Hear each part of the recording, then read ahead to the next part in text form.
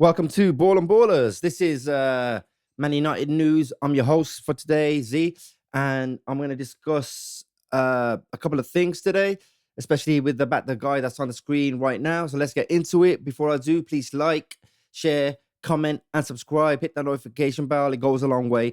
And thank you for watching. So let's get into the first story. Semenyo, 65 million release clause that can be triggered in the first 2 weeks of January.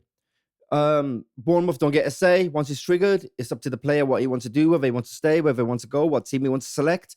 And it seems like we're one of the teams that might be interested in this. There was rumors. I'm not sure how accurate it is because I haven't really heard it myself. But there was rumors that coming out now where in the summer he sat down with Amorim. I'm not sure that would have happened. Otherwise, we'd probably heard about it.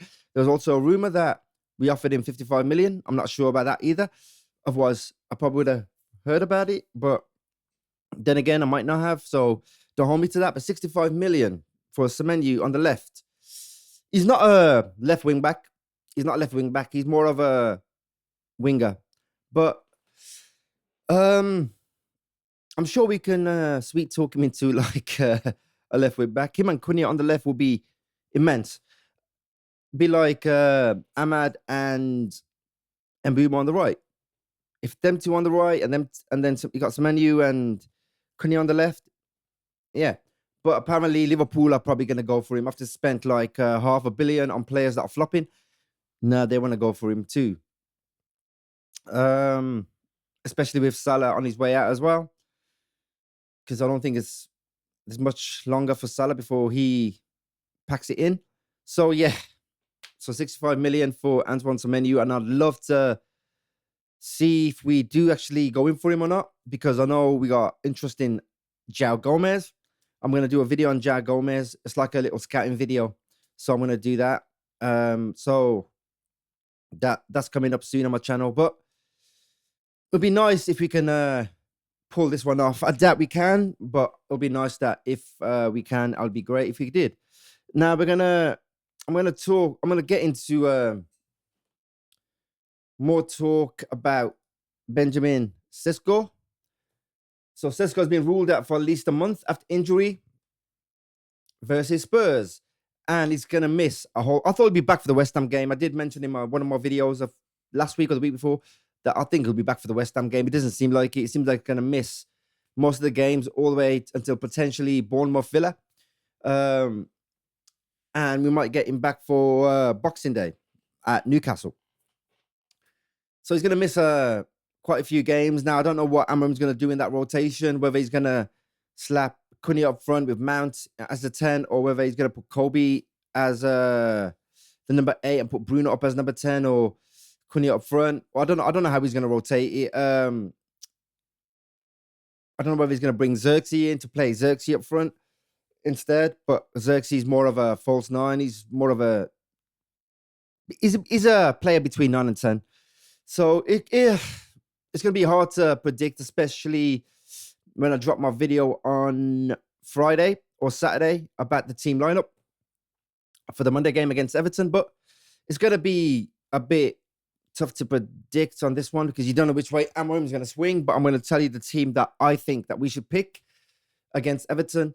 But you know, he's going to be out for at least a month. So we're in a dilemma where we got really no strikers. Sheeta Obi, that is going to call him up to play up front. So that's going to happen. So it's going to be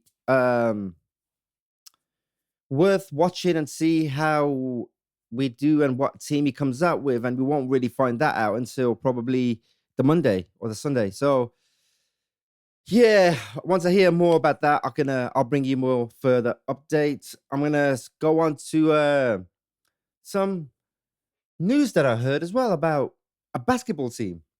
So hence why I went from Sesko, who's like over 6 foot, to a basketball team to compete in Europe. I don't know what they're going to be called. I don't know whether they're going to be called Man United Basketball Team or just something like that. Or I know they had a Manchester Giants teams because I did follow basketball. I do follow a bit of basketball, not much, not as much like I used to. I used to follow it a lot. I'm more of a NFL / boxing / UFC / football fan. I do watch a bit of golf. Sometimes I might get into a bit of one-day cricket, 2020s or something like that. But basketball, it might work because we used to have a team as you can see from the picture, we used to have a team in the 80s who did play basketball who was sponsored by Sharp. So I think they're bringing that back anyway to make money. I know Sir Richard Ratcliffe has a lot of hands in a lot of sports. That I know he runs a lot of, he's associated with a lot of teams and a lot of sports and a lot of different sports categories. But this is quite interesting because I might even give this a watch and see how we get on if it's accurate. But yeah, I feel like they were going to try and bring that back. This picture was taken in Old Trafford. So that was right on the pitch of Old Trafford. I'm staring at the picture right now, hence why I'm looking a bit to the right. But yeah, it looks like the team's coming back, and it's just wasn't the news I was expected to hear yesterday, but I guess it's out there. So still to come on my channel, I'm gonna start doing a few more scouting videos, as I call them. It's gonna be I don't know what to call that. Yeah, whether it's called Scouts on it or who is blah blah blah footballer, and go into that. But I'm thinking about doing a bit more scouting videos, which will be different to me just chatting to the camera. It'll be a bit of background, a bit of stats and stuff like that on it, and and how I think he'll slot into the United team.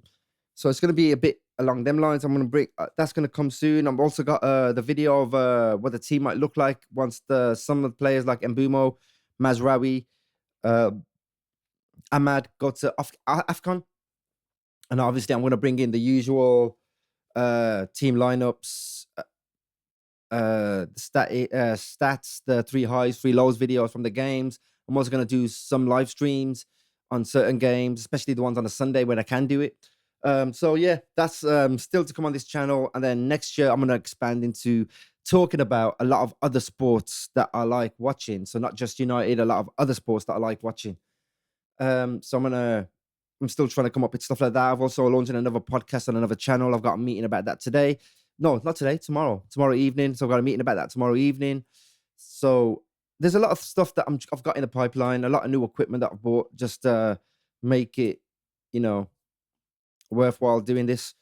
But thanks for watching. This is Man United News on the Ball and Ballers Pod. Please like, share, comment, and subscribe. Hit that notification bell.